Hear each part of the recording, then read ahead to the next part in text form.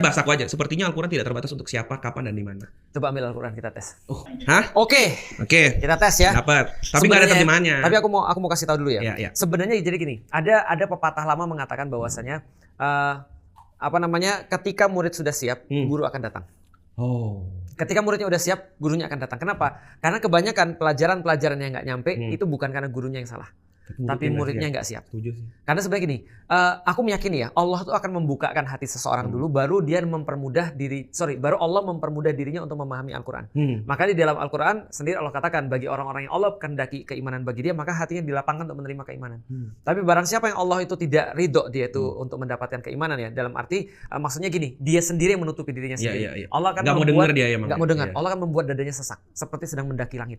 Jadi dia orang dadanya sesak tuh ya, jangankan mau ngambil pelajaran, pasti susah. Nah, jadi artinya benar sih kata orang, kalau misalnya kamu lagi dalam kondisi sulit, seluruh isi Al-Quran ini adalah nasihat buat kamu. Makanya Umar berkata, cara kita berinteraksi dengan Al-Quran adalah dengan menganggap bahwa ayat ini turun untuk kita. Dengan itulah kita baru bisa mendapatkan manfaat yang terbesar dari Al-Quran. Karena biasanya kita membawa kitab ini untuk nunjuk orang lain. Ini ayat ini lu banget nih. Oh my God, bener lagi. Iya. Paham gak sih maksudnya? Ingat. Coba lihat nih, ada orang-orang yang kemudian zolim menjadikan Allah sebagai tandingan-tandingan. Lu banget nih. Iya. Dia nggak Bismillahirrahmanirrahim. Assalamualaikum warahmatullahi wabarakatuh. Magnet rezeki. Satu sama terhubung. Titipkanlah kepadaku satu ayatmu yang bisa membuat aku mengetahui rahasia di balik peristiwa ini dan mendapatkan solusi hanya darimu. Al-Fatihah. Ternyata Quran itu, suatu ketika aku nonton satu ustadz ya, dia bilang bahwa udah pokoknya lu, ini bahasa bodohnya lah ya, lu datang duduk, lu buka Quran randomly. Lu niatin diri lu duduk aja gitu kan, di tengah malam, di suatu malam yang syahdu gitu, di momen yang lu nggak terlalu hektik, lu benar-benar duduk dan lu buka randomly, lu baca artinya. Itu tuh kayak pasti seolah-olah Quran tuh bicara sama kamu gitu. Randomly, aku coba ngelakuin itu saat nulis ini Tat. Karena semua random ayat yang terjadi di hidupku nggak mungkin aku ingat lagi. Pas ngomong ini, oke coba ketika aku sekarang mau nyari ayat, aku dapat apa ya? Aku langsung dapat ini Tat. Dan ini berbicara banget. Padahal aku nggak nyari loh Tat. Ini contohnya di At-Taghabun ayat 1 misalkan. Yusabbihu lillahi ma fis samawati wa ma fil ard. Betul. Dibilang bahwa apa yang ada di langit dan apa yang ada di bumi senantiasa bertasbih kepada Allah. Bagi orang yang nggak sholat, ini nampar aku banget. Lu doang Betul. Itu rasa kayak di langit, bumi, bertasbih dengan caranya tentunya. Dia kalau nggak mau bertasbih, dia mundur muternya. Itu kiamat dunia. Dia nggak pernah berkhianat sama Tuhan. Dia nggak minta apapun. Dia berjalan sesuai aturannya Tuhan gitu. Lu gitu. Siapa lu? Iya, lu udah dikasih segala hal. Itu tuh jadi kayak lagi ngomong. Kayak Allah nggak bilang gini tuh, kayak nggak bilang sholat, nggak bilang gitu, cuman kayak yang lain sholat. Yang lain yang bahkan lebih besar daripada kamu sholat. Itu kayak dan lebih penting daripada kamu. Kamu mati, orang nggak peduli. Matahari nggak terbit, semua orang panik dong. Betul. Matahari segitu pentingnya. Dan dia masih bertasbih kepada Allah gitu. Jadi, oh my God tuh, satu ayat bukan bahkan ini potongan ayat. Itu langsung relate. Langsung kemudian berikutnya lagi. Miliknya lah semua kerajaan dan baginya lah segala puji. Ketika aku nyari kesana kemari, aku lupa yang punya tuh siapa gitu. Jadi satu ayat ini kayak bicara bener kayak antum pitching kemana-mana, tapi antum nggak nyari pada yang punya. Itu berinding aku. Sampai kalimat kata-kata yang sering dibilang gini, udahlah kita tabrak aja gini. Terus dia bilang janganlah, cari yang halal lah. Aku pernah ngomong kayak gitu, walaupun nggak ngaji, aku bilang cari yang halal aja lah, jangan aneh-aneh. Dia bilang yang nyari yang halal susah sekarang. Nah itu menarik ketika baca ayat ini, aku jadi bilang, lu berani menabrak aturan Tuhan yang punya rezeki lu, ngerti gak sih? Lu minta duit dia. Lu tapi lu lu mau duit dia tapi lu tabrak semua aturan ya gimana mau dapet gitu kan? Dikasih lu tapi dilempar. Itulah makanya ngerasa satu ayat dua ayat kemudian muncul lagi. Dan baginya lah segala puji. Ini kan sebenarnya mengarah kepada juga tadi aku ngomong ketika aku mengharap pujian orang dan bahagia dengan pujian orang lain dan seterusnya. Ternyata enggak, puji-pujian itu justru bukan untukku, enggak perlu diharapkan, hanya kepada dia gitu. Lanjut lagi kemudian dan dia maha kuasa atas segala sesuatu. Apapun yang kemudian aku harapin sebenarnya, segala sesuatu kan berarti segalanya. Bahkan yang tidak terpikirkan itu dia bisa gitu. Nah, jadi ayat ini kayak ngomong personally ke aku gitu loh. Luar biasa. Dan aku yakin Ustadz kalau baca ayat ini pun sangat relate dengan Ustadz di hal yang berbeda gitu kan. Benar. Kita coba lanjut ke ayat berikutnya lagi. Dialah yang menciptakan kamu. Ini kenapa lagi kita? Ya. Seketika aku bercermin dengan segala keburukan yang aku pandang itu, terus aku dibaca ayat ini, enggak, yang nyiptain kamu tuh Allah. Iya kan? Terus dia bilang lagi, lalu ada yang kafir, ada juga yang mukmin. Ya.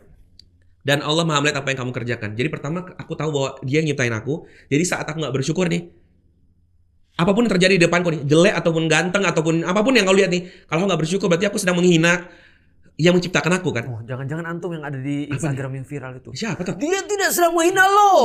Siapa? Oh, Dia menghina Allah. anak-anak itu. Iya. Ya Allah, tontonannya soleh sekali. Kayaknya nggak semua di FYP-nya muncul itu deh. Ya itu ngerasa terus ngerasa bahwa di antara kamu ada yang kafir, ada yang mukmin. Berarti itu pilihan aku sendiri. Jadi selama ini aku nggak sholat, nggak apa tuh ngerasa itu pilihan aku. Orang yang mukmin tuh karena selama ini dia mana ustaz? Dia mah ternyata enggak, emang dia yang memilih untuk itu. Jadi dia ngobrol banget sama aku gitu. Dan Allah Maha melihat. Ini juga poin tuh. Ketika aku ngerasa nggak ada yang melihat aku baik dalam kondisi suka maupun duka, Allah tuh melihat aku. Dan terakhir di ayat ketiga, Dia menciptakan langit dan bumi dengan tujuan yang benar. Dia nggak cuma nyiptain kamu. Langit dan bumi yang tadi bertasbih, Dia juga yang nyiptain. Dan itu sudah right. On the right way gitu loh. Kamu juga sama. Dan ayat berikutnya lagi, dan membentuk rupamu lalu memperbagus. Ketika tadi aku pertama di ayat sebelumnya bilang, oke, jelek ataupun bagus, ini ciptaan Allah. Tapi di sini Allah bilang enggak ada yang jelek. Allah ciptain udah bagus. Kalau ada yang bilang jelek, itu berarti sosok yang lain yang berlawanan dengan Allah. Yang tentunya nanti ketika makin baca, kan kita kurang gitu tadi ya, makin buka ternyata ini setan nih. Betul. Yang pengen kamu nggak menghargai dirimu. Benar. Yang bilang kamu tuh jelek, kamu hina. Kamu bukan siapa-siapa. Jadi kamu nggak berarti. Kamu percaya nggak kata-kata setan gitu loh daripada kata-kata Allah.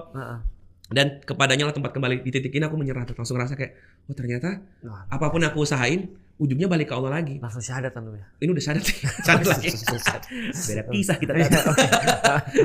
Aku cuma ngerasa apapun yang aku kumpulin dalam pekerjaan, ujian, pamor dan lain-lain tadi aku ujungnya kan balik ke Allah. Jadi bukan apa kata orang, ujungnya apa kata Allah kan. Luar biasa, Anu udah tadabur loh. Maksudnya Anu ayat pertama tadabur langsung. Enggak tahu ini tadabur bukan. Jangan ngomongin tentang bahaya nih. Orang soleh yang komen ntar gua kena lagi. Iya, tadabur tuh nggak perlu soleh. Oh gitu. Iya. Oh gitu. Tadabur tuh semua tafsir baru perlu soleh. Oh gitu, tafsir. Berarti ini tadabur lah tadi ya. Iya, semuanya tempat kembali. Apapun yang antum cari, antum usahain, semua antum kumpulin, semua akan balik ke Allah. Betul. Dan inilah kenapa kalau teman-teman banyak yang dulu kayak minta tanda tangan gitu kan, aku Kak quotes dong, sekalian quotes dong. Aku sekalimatnya selalu aku plus Tuhan sama dengan cukup. Karena setelah aku tahu ini, enggak butuh apapun, enggak butuh validasi siapapun, cukup Allah. Karena aku akan balik ke Allah lagi. Kalau aku nyari duit, ya aku nyari yang kira-kira aman saat aku kembalikan kepada Dia gitu. Jangan bermasalah. Ketika aku nyari pasangan, aku apapun, aku nyari apapun aku kembali kepada Allah lagi gitu. Tapi aku harus kritik prinsip antum itu berbahaya itu. Apa itu? Aku plus Tuhan sama dengan cukup. Berarti aku sama dengan Tuhan minus cukup. Kok minus sih? Nah itu kan jadi ilmu matematik. Antum nggak pernah belajar ya? Aku plus Tuhan sama cukup berarti. Begini loh, X tambah Y sama dengan Z. Berarti Z sama dengan X kurang Y. X tambah Y sama dengan Z. Berarti X sama dengan Z kurang Y. Oh gitu? Lah, iya contoh ya, 1 tambah 3 sama dengan 4 misalnya. Berarti 1 sama dengan 4 kurang 3. Hati-hati. Nah, itulah kenapa ini cara berpikir bodoh, teman-teman. Benar, aku lupa. Jadi makanya antum selalu aku plus Tuhan adalah cukup. Iya, versi jadi kayak aku itu ngerasa aku cuma butuh Tuhan dan selesai.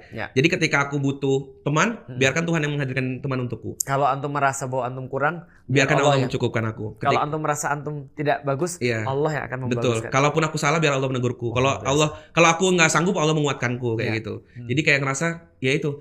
Nah ini maksudnya ini contoh aja bahwa betapa aku ngerasa sepertinya. Ini kan bahasaku aja. Sepertinya Al-Quran tidak terbatas untuk siapa, kapan, dan di mana. Coba ambil Al-Quran kita tes. Hah? Oke.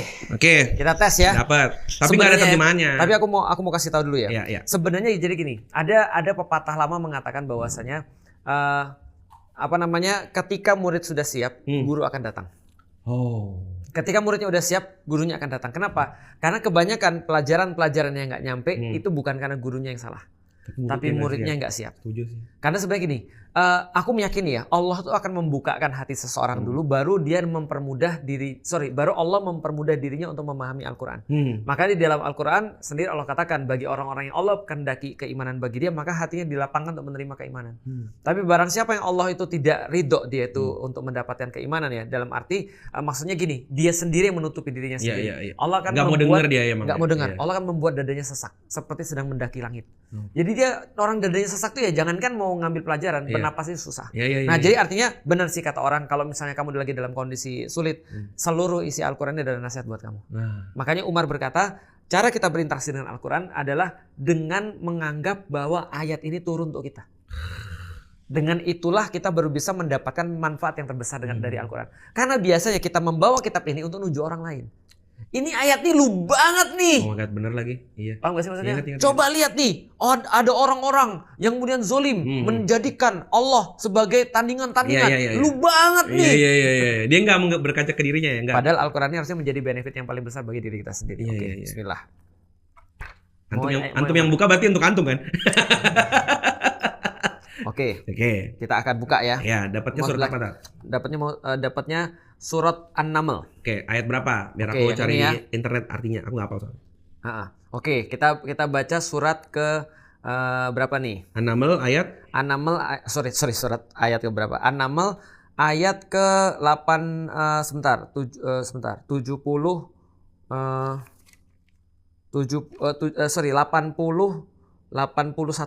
Oke. An-Naml ayat 81. Oh my God. Sama enggak? Rinding aku tadi. 81 ya. Itu yang langsung kebuka ya. Wa ma anta bihadil.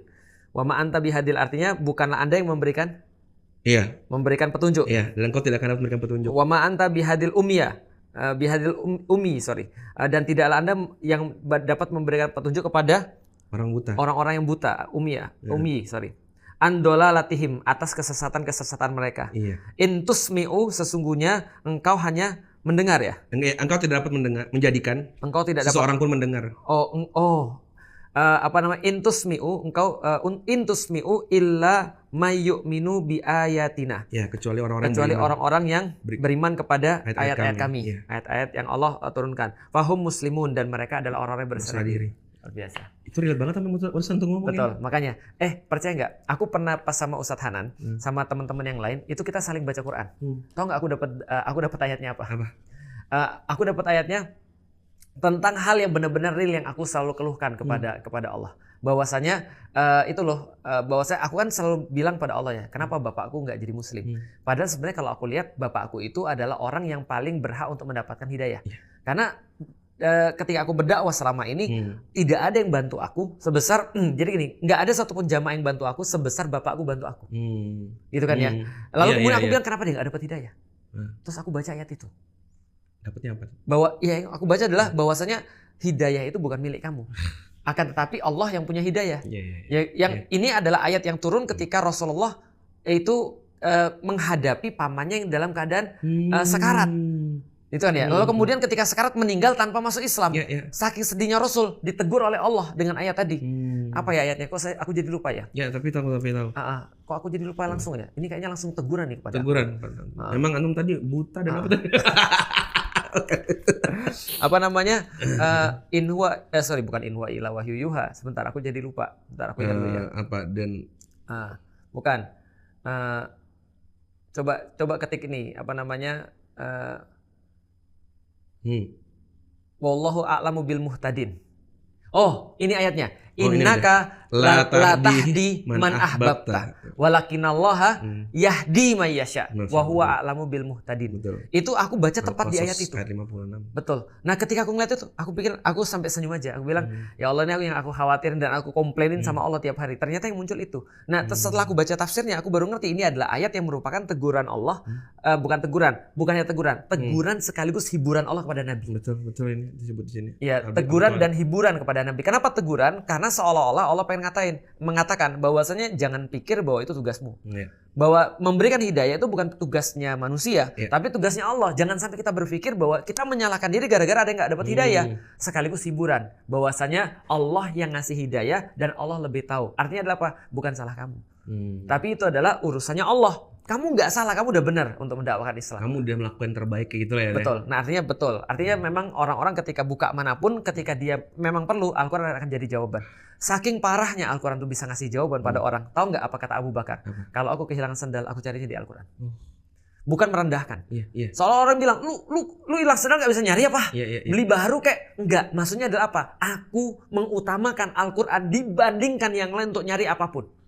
Makanya pernah dengar kata siapa ya katanya orang-orang terdahulu tuh Quran itu kedekatannya sama kayak kita sama handphone gitu. Iya. Jadi yang pertama pagi-pagi, dicari itu yang dicari Quran itu Iya. kata siapa ya? betul. Itu ada orang yang ceramah. Kalau nggak salah Syekh Mutawali Asy'arawi kalau nggak salah yang bilang ya. Atau mungkin siapa yang bilang. Tapi yang jelas adalah kalau kalian pengen lihat kedekatan para sahabat dengan Quran, lihatlah kedekatan kalian dengan handphone. Kayak gitulah kurang Kayak lebih. gitu. Itu yang dia cari dulu. Itu yang dia cari dulu. Ketika nggak ada, dia merasa ini ada yang kurang dalam hidup dia, dan dia mengutamakan Al-Quran untuk di awal sehingga hari-harinya tergantung pada Al-Quran. Jadi artinya kita udah buktiin tadi ya, bahwasanya orang yang mencari akan mendapatkan. Siapa yang mencari sesuatu, Al-Quran akan kasih dia. Meskipun mungkin ayat yang didapat mungkin ayat yang azab misalnya, itu jadi pengingat begitu. Betul, setuju. Makanya Al-Quran dikatakan adalah sebagai sebuah zikr. Dan kita nggak pernah, kadang kita nggak sadar itu kita butuhkan. Betul. Aku nggak pernah bayangin. Aku tuh ngerasa hatiku tuh cukup keras lah untuk maksudnya jadi orang yang gampang menangis dalam sholat bla bla bla, nggak pernah kepikiran gitu kan. Sama kayak orang yang mimpi ketemu Rasul, kan ada yang menginginkan sekali. Aku tuh di kepala aku juga kayak masa iya gue bakal gitu kan. Suatu hari aku pernah kayak ngerasa nggak sih kayak disentuh di sini pas lagi sholat tarawih kan. Bahkan ini baca ayat. Kok tiba-tiba aku paham ayatnya. Dia pasti tentang azab ya. Nah, imamnya tuh kesannya saya layak sekali diazab ya. Tentang neraka sih. Nggak, jadi pas itu beliau baca kayaknya Al-Baqarah deh tentang dialah yang menghidupkanmu, mematikanmu, lalu menghidupkanmu kembali. Kaifa takfuruna billah. Itu kaifa takfuruna billah. Wa antum amwatan fa ahyakum tsumma yumitukum tsumma yuhyikum tsumma ilaihi turja'un. Itu kayak ngomong, kok bisa lu masih bandel. Padahal dia yang ngidupin lu, nanti dia yang matiin lu. Dia lagi kayak itu bener-bener nggak terlupakan sih. Tadi padahal saat itu aku nggak lagi sedang tidak duduk tenang mencari hidayah. Betul. Lagi kayak tarawih pada umumnya yang pengen cepat pulang gitu. Betul. Tapi tiba-tiba kayak disentuh. Masya Allah. Jadi tahu nggak orang bilang apa berkaitan dengan mukjizat Al-Quran? Salah satu gini, ada orang bilang Al-Quran itu punya mukjizat banyak. Dan banyak sekali kitab-kitab yang sudah ditulis tentang mukjizat Al-Quran. Mereka menyebutnya Ijazul Quran, tentang mukjizat-mukjizat di dalam Al-Quran. Dan mereka bilang, kalau seandainya kamu nggak bisa relate dengan Al-Quran karena kamu nggak bisa paham bahasa Arab, kamu nggak bisa relate dengan Al-Quran karena kamu nggak ngerti balaghah dalam bahasa Arab, kamu nggak ngerti syair juga, dan kamu nggak bisa respect karena Al-Quran itu lebih daripada syair karena kamu nggak ngerti apa-apa. Dia bilang, tapi minimal ada sesuatu yang bisa direspect oleh semua orang ketika baca Quran, yaitu bagaimana Al-Quran bisa memberikan pengaruh terhadap mereka. Dan itu tidak ada no debate. Bahwasanya Al-Quran itu adalah kitab satu-satunya yang bisa memberikan pengaruh dalam level yang sangat masif, beragam, sangat luas, dan hasilnya permanen. Tapi tentu saja kalau kita mau membuka hati. Makanya Al-Quran dikatakan liung ziroman kana hayyan di dalam surat Yasin adalah pengingat bagi hati-hati yang masih hidup. Pertanyaannya, kalau hatinya udah mati dibacaan Al-Quran, apa yang terjadi? Walla mustakbiron. Mereka akan berpaling lalu merasa sombong. Itu kalau hatinya udah mati. Maka kalau hatinya udah mati dihidupin dulu. Gimana ngidupinya? Dikasih air kalau misalnya tanah keras. Dan hati diibaratkan dengan tanah. Dan tebak air itu apa? Sesuatu yang turun dari atas ke bawah. Dari langit turun ke bawah. Dan apalagi yang turun dari langit ke bawah? Al-Quran juga untuk melembutkan hati. Jadi kalau seandainya ya, kalau kita belum bisa tersentuh dengan Al-Quran, dengerin aja dulu. Udah, kamu gak usah banyak protes.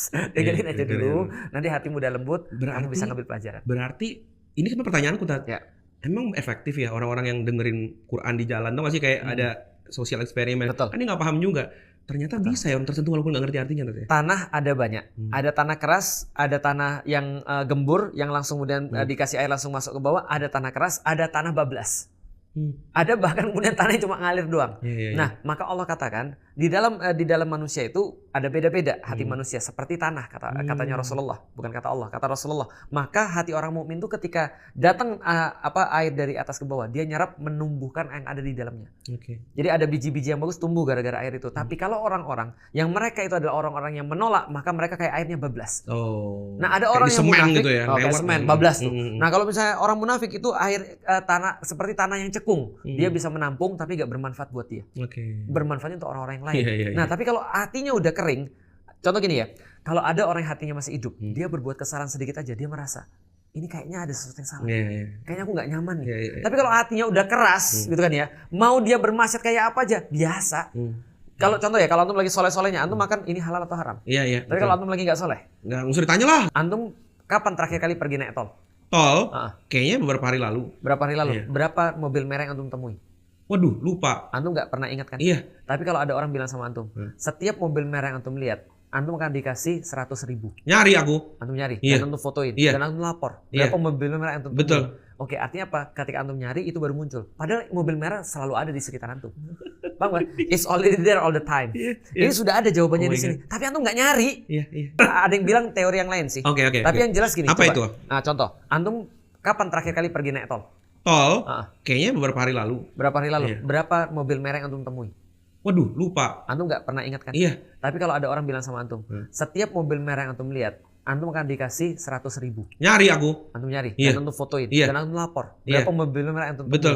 Oke, artinya apa? Ketika antum nyari itu baru muncul. Padahal mobil merah selalu ada di sekitar antum. Paham gak? It's already there all the time. Iya. Ini sudah ada jawabannya Oh di my sini. Tapi antum nggak nyari. Iya. Paham gak sih Iya, maksudnya? iya. Nah makanya contoh ya, kalau kita lagi misalnya, wah kayaknya bulan depan habis di kosan gue dan dia nggak boleh diperpanjang, Iya. antum nyari kosan kan, mendadak muncul tuh semua rumah-rumah yang tadinya antum nggak tahu itu dibuka kos. Iya lagi bener. Paham gak? Bener. Lah. Semua tempelan di tiang-tiang itu nggak pernah kelihatan sebelum Benar. kita mencarinya, bener itu. Benar. Artinya ketika antum buka, itu antum lagi nyari. Oke. Dan ini memang isinya semuanya jawaban bagi yang mencari.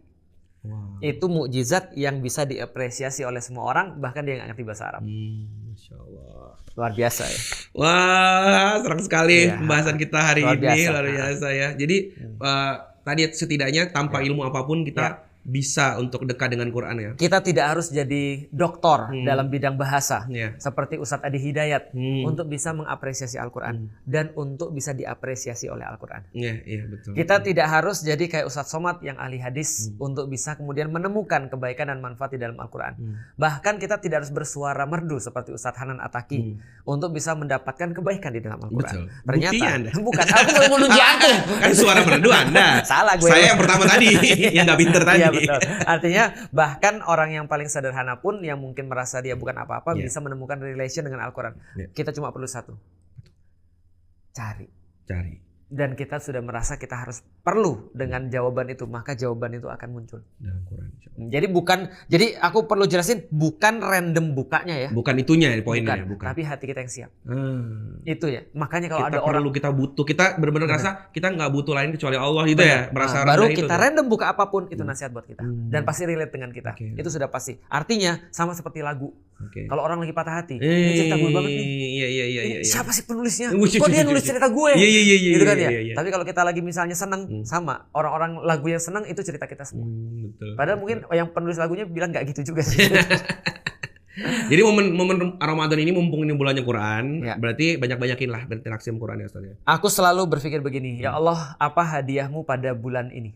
Karena engkau sendiri yang bilang di dalam Al-Quran, Syahrul Ramadan alladzi unzila fihil Quran. Artinya engkau yang bilang sendiri bahwa ini adalah bulan Quran. Berarti kalau aku benar-benar pay attention dengan Al-Quran, aku nggak bisa, I can wait. Aku tidak sabar untuk menunggu hadiah apa yang kau berikan kepadaku dari Al-Quran. Karena pasti Allah punya hadiah khusus. Kalau misalnya Ustadz Numan tuh bilang gini, kalau Al-Quran mengatakan dirinya sendiri seperti ilmu Allah itu seperti seperti samudra yang tidak akan cukup ketika dipakai untuk jadi tinta untuk menuliskan meskipun didatangkan samudra yang sama. Berarti Al-Quran itu adalah seperti samudra. Seperti samudra. Artinya Ustadz Numan bilang begini suatu waktu, kalau kalian nyebur ke sebuah laut, lalu kemudian keluar ngeringin badan, maka air yang kemudian nempel di Anda tuh kemudian jatuh semua balik lagi ke laut, maka 5 menit lagi Anda nyebur lagi. Yakin yang nempel di Anda tuh bukan air yang sama. Nah, iya. Itu air yang berbeda lagi. Iya. Berapa kali pun Anda mau nyebur, itu tetap air yang berbeda. Iya. Maka Al-Fatihah yang kita baca setiap hari itu bukan Al-Fatihah yang sama. Paham gak sih maksudnya? Ngerti. Jadi bukan Al-Fatihah yang sama. Iya. Itu Al-Fatihah yang berbeda. How come ketika saya masuk Islam 17 tahun saya baru ngerti Al-Fatihah itu adalah jawaban atas permintaan kita. Jadi maksudnya jadi literally jawaban atas bagaimana cara mengubah dunia gitu. Iya. Itu aku dapetin setelah 17 tahun masuk Islam. Terus selama ini aku baca apa? Iya. Ya bukan Al-Fatihah berarti aku juga. gagal sih. Al-Fatihah juga yang memberikan aku manfaat Di hal yang dalam lain. bentuk yang lain. Masya Allah. Gitu. Masya Allah teman-teman. Jadi semoga bulan ini kita lebih banyak dekat sama Quran ya. Mau buka? Masya Allah. Dapat apa antum? Ayat azab.